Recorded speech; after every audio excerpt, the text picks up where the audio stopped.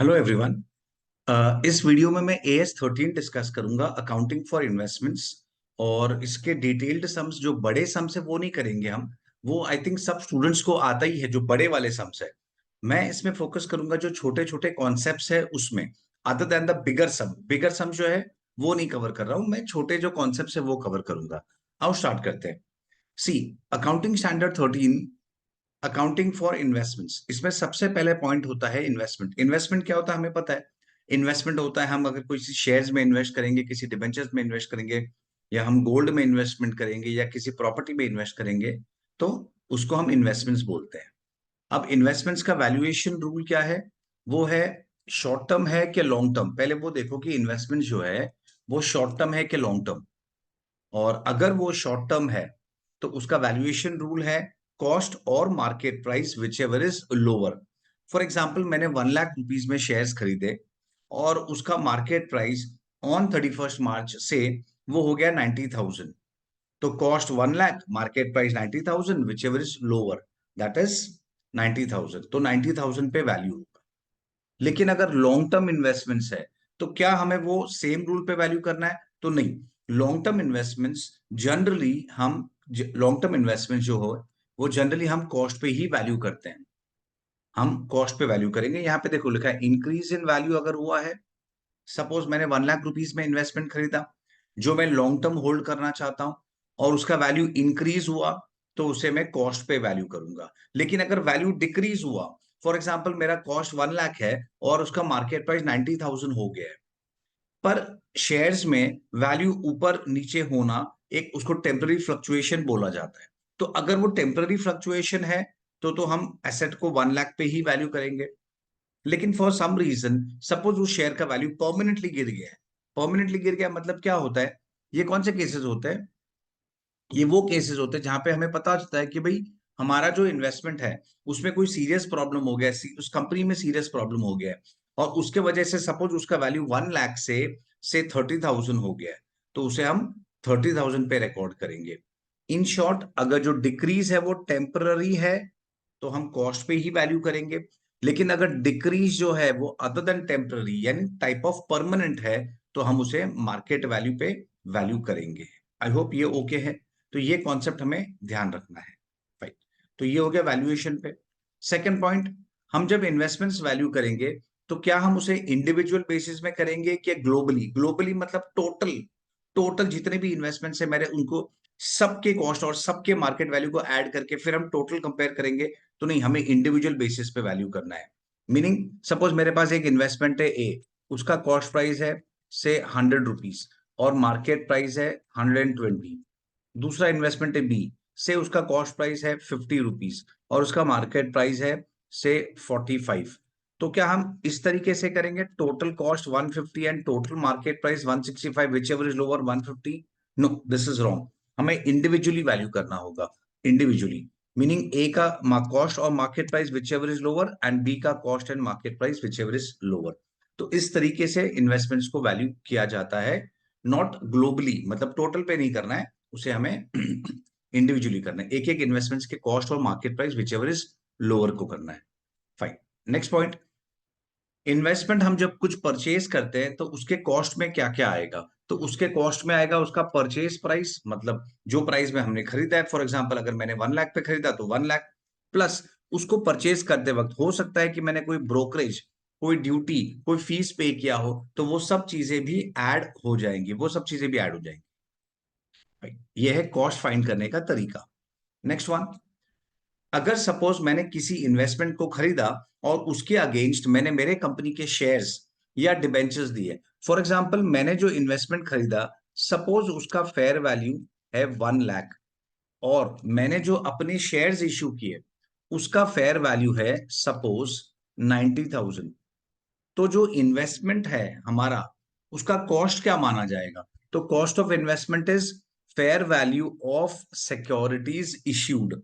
मतलब हमने जो सिक्योरिटी इशू किया उसका जो फेयर वैल्यू होगा, मेरे एग्जांपल में 90,000, वो हो जाएगा हमारे इन्वेस्टमेंट का कॉस्ट एंड नॉट इन्वेस्टमेंट का फेयर वैल्यू। तो fair value of securities issued, जो हम सिक्योरिटी इशू करेंगे उसका जो मार्केट प्राइस है, उसका जो फेयर वैल्यू है, वो हो जाएगा मेरे इन्वेस्टमेंट का फेयर वैल्यू। तो मेरे इस एग्जांपल में कॉस्ट ऑफ इन्वेस्टमेंट हो जाएगा 90,000 एंड नॉट 1 लाख।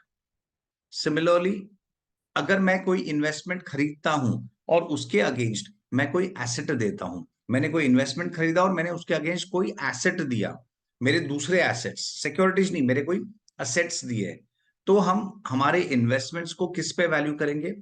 तो एज पर accounting standard 13, fair value of asset given up, मतलब इसका, सॉरी, इसका फेयर वैल्यू जो हम दे रहे हैं और fair value of investment purchased, इसका fair value, whichever is more clearly evident, जो ज्यादा क्लियरली एविडेंट है।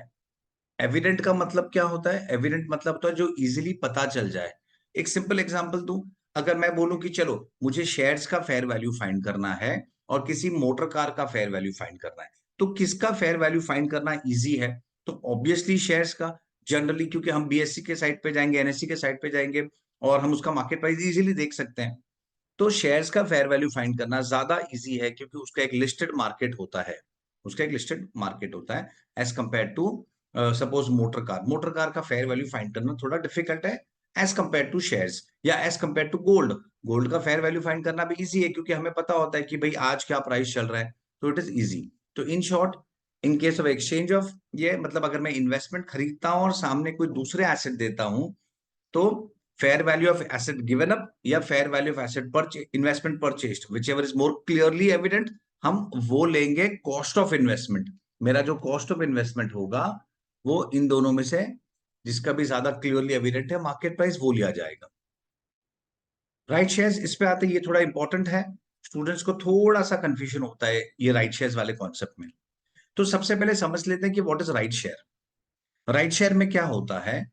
कंपनीज अपने एग्जिस्टिंग शेयर होल्डर्स को एक राइट देता है। वो क्या होता है कि सपोज अगर कंपनी ने फ्रेश इशू किया और कंपनी शेयर इशू कर रहे हैं, तो कंपनी अपने एग्जिस्टिंग शेयर होल्डर्स को कभी कभी राइट देता है कि चलो भाई पहले तुम हमारे शेयर होल्डर्स हो, तो तुम पहले डिसाइड करो तुम्हें खरीदना है कि नहीं खरीदना है। और generally existing right issue existing share holders को दिया जाता है, इसीलिए वो डिस्काउंट पे होता है। फॉर एग्जाम्पल, अगर मार्केट प्राइस 1000 है तो वो राइट इशू हम 700 पे करेंगे, कंपनी 700 पे करेगा, तो एग्जिस्टिंग शेयर होल्डर्स को फायदा होता है। This is like in house admission, जो एग्जिस्टिंग स्टूडेंट्स हैं उनको पहला प्रायोरिटी दिया जाता है टू सेलेक्ट देयर कॉलेजेस, वैसा। तो उस तरीके से अगर सपोज कंपनी ने राइट इशू किया और वो भी जनरली डिस्काउंट पे होता है, तो एग्जिस्टिंग शेयर होल्डर्स को पहला ऑप्शन दिया जाता है कि भाई तुम्हें खरीदना है कि नहीं खरीदना है। अगर एग्जिस्टिंग शेयर होल्डर्स बोलते हैं हाँ मुझे खरीदना है, तो वो खरीदेंगे। तो इन दैट केस अगर वो परचेज करते हैं तो एंट्री इन्वेस्टमेंट टू बैंक। और सपोज अगर मैंने 700 में खरीदा, कंपनी का जो ऑफर प्राइस होगा 700 में खरीदा, तो इन्वेस्टमेंट टू बैंक 700, सिंपल। लेकिन राइट इशू में शेयर होल्डर्स के पास एक ऑप्शन होता है, क्या? कि उन्हें अगर नहीं खरीदना है तो वो किसी को रिनाउंस यानी ट्रांसफर कर सकते हैं। मैं बोलूंगा, अगर सपोज मैं शेयर होल्डर हूं, मैं बोलूंगा नहीं मुझे नहीं चाहिए राइट शेयर, तुम मेरे फ्रेंड को दे दो, तो वो मेरे कंपनी मेरे फ्रेंड को राइट शेयर दे देगा। इसका मतलब मैंने क्या किया? मैंने अपना राइट अपने फ्रेंड को बेचा। पर क्या फ्री में बेचूंगा? नहीं, मैं अपने फ्रेंड को बोलूंगा देख भाई, तू तो शेयर होल्डर है नहीं, पर मेरे वजह से तुझे शेयर्स मिल रहा है, मेरे वजह से जो शेयर 1000 रुपए का है तुझे 700 में मिल रहा है, तो तुझे फायदा है ना, तो तू मुझे भी तो कुछ देगा, तू मुझे भी कुछ देगा। तो सपोज मैंने उससे से 200 रुपीज चार्ज किए, मैंने उसे 200 रुपीज चार्ज किए, तो अब इस 200 का जर्नल एंट्री हमारे बुक में क्या होगा, हमें वो डिस्कस करना है। तो ये जो पार्ट है ये वो ही डिस्कस करेगा, जो 200 रुपीज मैं मेरे फ्रेंड से चार्ज कर रहा हूं, उस 200 रुपीज का जर्नल एंट्री क्या होगा। आई होप ये कॉन्सेप्ट समझ गया।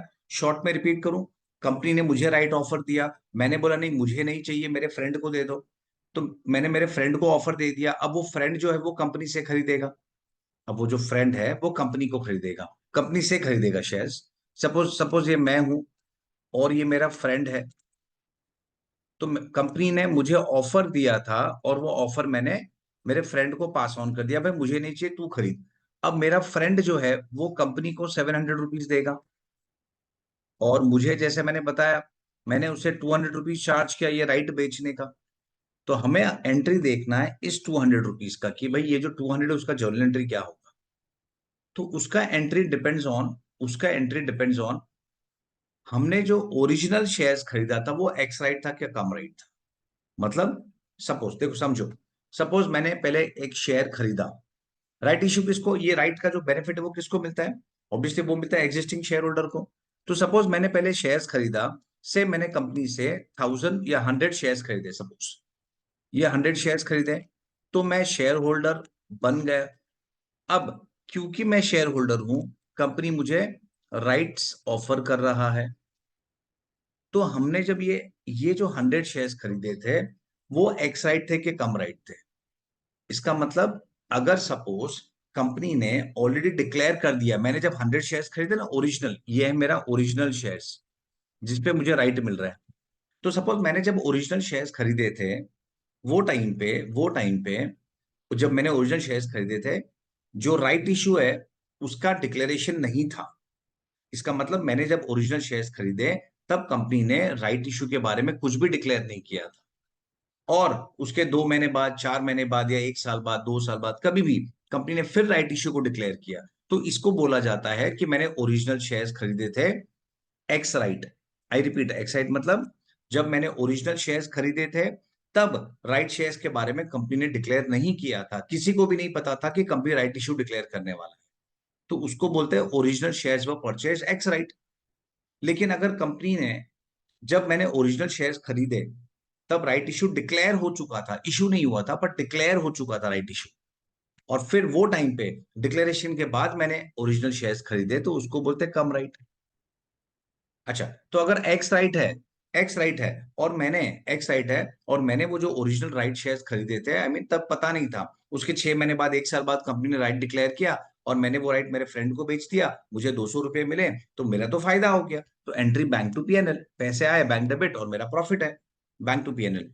क्योंकि ओरिजिनल शेयर जब खरीदा था तब तो कुछ पता नहीं था कि कंपनी राइट इशू देने वाला है। बाद में डिक्लेयर किया और मैंने फ्रेंड को बेचा, मुझे 200 रुपए मिले, मेरे लिए फायदा, बैंक टू पीएनएल। लेकिन अगर जब मैंने ओरिजिनल शेयर्स खरीदे थे, तब ऑलरेडी मार्केट में न्यूज था, आई मीन कंपनी ने ऑलरेडी डिक्लेयर कर दिया था कि हम राइट इशू करने वाले हैं।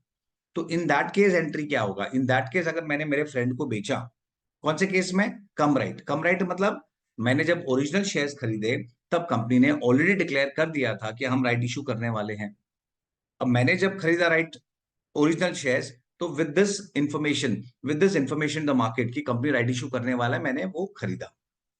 अब सपोज मैंने मेरे फ्रेंड को बेच दिया, मैंने मेरे फ्रेंड को वो राइट इशू बेच दिया, राइट बेचा। अब फ्रेंड ने मुझे 200 दिया, अब वो 200 रुपीज का एंट्री कैसे होगा। तो अगर राइट इशू के बाद मेरे शेयर्स के प्राइस गिर गए, फॉर एग्जाम्पल मैंने शेयर्स खरीदे थे, सपोज सपोज मैंने शेयर्स खरीदे थे 800 रुपीज में, सपोज मैंने शेयर्स खरीदे थे 800 रुपीज में, और राइट के बाद शेयर का प्राइस गिरा नहीं, राइट के बाद शेयर का प्राइस नहीं गिरा, अगर गिरा नहीं, post right market price does not decrease, वो 800 के ऊपर ही है, तो मुझे तो ओरिजिनल शेयर्स में कोई नुकसान नहीं हुआ है, और ये जो 200 रुपया मिला वो तो फायदा है, एंट्री बैंक टू पीएनएल।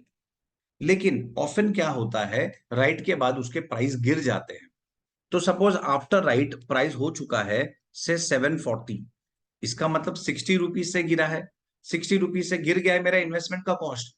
अच्छा, मैंने जब फ्रेंड को बेचा तो मुझे 200 रुपीज मिला है, पर मेरे इन्वेस्टमेंट का प्राइस भी तो 60 गिरा है, तो 60 क्रेडिट होगा इन्वेस्टमेंट में, और बाकी 140 आएगा पीएनएल, में। आई होप ये कॉन्सेप्ट सबको समझा है। अच्छा, ऐसा भी तो हो सकता है कि मेरे शेयर का प्राइस 800 से वो हो गया है से 300 रुपीज गिरा है। अब हम क्या करेंगे, अब जो 200 रुपीज मिल रहा है उसका एंट्री तो होगा बैंक टू इन्वेस्टमेंट 200, करेक्ट। और तो अब मेरा इन्वेस्टमेंट कितने पे दिखेगा, 800 माइनस 200 दैट इज 600 पे। अब इश्यू है कि मुझे उसको 600 पे बताना है कि 500 पे, मुझे उसको 600 पे बताना है कि 500 पे। तो सिंपल रिजल्ट, फिर देखो वो शॉर्ट टर्म है कि लॉन्ग टर्म है। सपोज अगर वो लॉन्ग टर्म शेयर्स है, और ये जो फॉल है वो टेम्पररी है, वो परमानेंट नहीं है, तो मैं 600 पे बताऊंगा, और शॉर्ट टर्म है तो 500 पे बता दूंगा, तो और 100 रुपया कम करना पड़ेगा इन दैट केस, अगर शॉर्ट टर्म है तो। पर एग्जाम में ये टाइप के सम्स आने के ज्यादा चांसेस है, जहां पे जो फॉल होगा वो 200 से कम होगा, से 60। तो बैंक में 200, इन्वेस्टमेंट में 60 और पीएनएल में 140। आई होप ये कॉन्सेप्ट समझ गया है सबको। इंपॉर्टेंट कॉन्सेप्ट है, इस पे बेस्ड जो बड़े सम्स होते हैं उसमें ये आ सकता है, तो ये कॉन्सेप्ट समझना है। Next thing, investment property. Investment property क्या होता है? जो हम प्रॉपर्टी, जो हम प्रेमाइसेस, फ्लैट खरीदते हैं, शॉप खरीदते हैं, जो हमें बेचना नहीं होता है, जो हमें हमारा पर्पस होता है कि भाई हमें तो रेंट कमाना है या कुछ साल रख के उसको अप्रिसिएशन कमाना है, वो हम बिजनेस में नहीं रखते हैं, बिजनेस में नहीं यूज करते हैं। वो हमने रेंट या अप्रिसिएशन कमाने के लिए परचेज किया, उसको बोलते हैं इन्वेस्टमेंट प्रॉपर्टी। और इन्वेस्टमेंट प्रॉपर्टी का वैल्यूएशन होता है at cost model, meaning cost और market price whichever is lower पे वैल्यू नहीं करेंगे, हम कॉस्ट पे वैल्यू करते हैं। I hope this is okay. Sale, हम जब एसेट बेचते हैं तो उसका प्रॉफिट लॉस कहां पे जाएगा? ऑब्वियसली पीएनएल में जाएगा, वो जाएगा पीएनएल में। और प्रॉफिट लॉस कैलकुलेट करने का तरीका क्या होता है? वो होता है सेल्स माइनस कॉस्ट। तो कॉस्ट कैसे फाइंड करेंगे? कॉस्ट फाइंड करने के लिए वेटेड एवरेज मेथड होता है। कॉस्ट फाइंड करने के लिए वेटेड एवरेज मेथड होता है। Okay, I hope this is okay. एक एग्जांपल के थ्रू समझते हैं कि वैम और ये क्या होता है। फॉर एग्जांपल मैंने कोई शेयर्स खरीदे, मैंने सपोज मैंने कोई शेयर्स खरीदे से 10,000 रुपीज में, और उसका जो नंबर ऑफ शेयर्स है से 100 है। फिर मैंने कुछ दिनों बाद फिर से शेयर्स खरीदे, 50 शेयर्स, 6,000 रुपीज में खरीदा। अब मैंने 30 शेयर बेचा, अब मैंने 30 शेयर बेचा। अगर हम फीफो फॉलो करते हैं, अगर हम फीफो फॉलो करते हैं तो वैल्यूएशन कैसे किया जाएगा? यहां पे करता हूं, अगर हम फीफो फॉलो करते हैं तो वैल्यूएशन कैसे किया जाएगा? फीफो मतलब हमें पता है फर्स्ट इन फर्स्ट आउट। अगर हम फीफो फॉलो कर रहे हैं तो वैल्यूएशन कैसे किया जाएगा? कि भाई फर्स्ट इन फर्स्ट आउट मतलब हम बेचेंगे फर्स्ट वाले लॉट में से, कि 100 शेयर्स का कॉस्ट 10,000 है, तो 30 शेयर्स का कितना, ये हमारा कॉस्ट प्राइस होगा। लेकिन which is not allowed, accounting standard 13 clearly बोलता है कि हमें क्या करना है, हमें वेटेड एवरेज फॉलो करना है। तो वेटेड एवरेज के केस में हमें ऐड करना होगा कि 150, अगर मेरा टोटल नंबर है तो टोटल कॉस्ट 16,000 है, तो 30 का कितना? तो this is nothing but this is weighted average. I hope ये भी क्लियर हो गया होगा। लास्ट कॉन्सेप्ट है रिक्लासिफिकेशन ऑफ इन्वेस्टमेंट। सपोज अगर मेरे पास कोई इन्वेस्टमेंट है जो मैंने लॉन्ग टर्म के लिए रखा है, लॉन्ग टर्म मतलब मुझे 1 साल के बाद बेचना है, विद इन 1 साल नहीं बेचना है, लेकिन बाद में मैंने सोचा नहीं इसे तो अभी बेच देंगे, फॉर वॉट एवर रीजन मुझे बेच देना है, तो उसको हम बोल, अब हम करेंगे उसको शॉर्ट टर्म में क्लासीफाई। या उल्टा भी हो सकता है, हमने बेचने के लिए कोई शेयर खरीदा होगा, लेकिन हमें बाद में लगा नहीं नहीं ये तो अच्छा शेयर है, इसे लॉन्ग टर्म तक रखना चाहिए, तो हम उसे शॉर्ट टर्म से लॉन्ग टर्म यानी करंट से लॉन्ग टर्म भी क्लासीफाई कर सकते हैं। इन शॉर्ट, हम रिक्लासिफिकेशन का मतलब जो लॉन्ग टर्म के लिए रखा है वो हमने शॉर्ट टर्म कर दिया बाद में, या शॉर्ट टर्म के लिए रखा है वो लॉन्ग टर्म कर दिया, तो उसको हम बोलते हैं reclassification of shares, reclassification of investment. तो सपोज अगर मैंने फर्स्ट केस लेते हैं long term to short term, long term to current यानी long term to short term, तो इन दैट केस एसेट कौन से वैल्यू पे अपियर होगा हमारे बुक्स में? कॉस्ट ऑफ एसेट, जो उसका ओरिजिनल कॉस्ट होगा, या कैरिंग अमाउंट, या जिस दिन पे हम उसे रिक्लासिफाई कर रहे हैं वो दिन पे जो कैरिंग अमाउंट है वो whichever is lower. See for example मैंने कोई शेयर 100 रुपीज में खरीदा है, और उसमें वो लॉन्ग टर्म है, तो लॉन्ग टर्म है तो हम किस पे क्लासीफाई कर, हम किस पे रिकॉर्ड करेंगे? कॉस्ट पे रिकॉर्ड करते हैं। लेकिन सपोज कुछ दिनों बाद उसका कैरिंग, उसका वैल्यू गिर गया, उसका वैल्यू गिर गया, 40 रुपीज से गिर गया और वैल्यू 60 हो गया, और ये जो फॉल है वो परमानेंट है, वो टेम्पररी नहीं है, परमानेंट है। अरे वो परमानेंट फॉल है, तो अगर वो परमानेंट फॉल है तो हम कितने पे रिकॉर्ड करेंगे? लॉन्ग टर्म में भी, तो ऑब्वियसली हम उसको 60 पे रिकॉर्ड करेंगे। मैं फिर से रिपीट करता हूं, मैंने 100 रुपीज में कोई शेयर खरीदा है और उसका वैल्यू 40 से गिर गया, तो वो 60 हो गया, मार्केट वैल्यू 60 हो गया। तो अगर मार्केट वैल्यू 60 है तो हम उसे क्या प्राइस पे रिकॉर्ड करेंगे?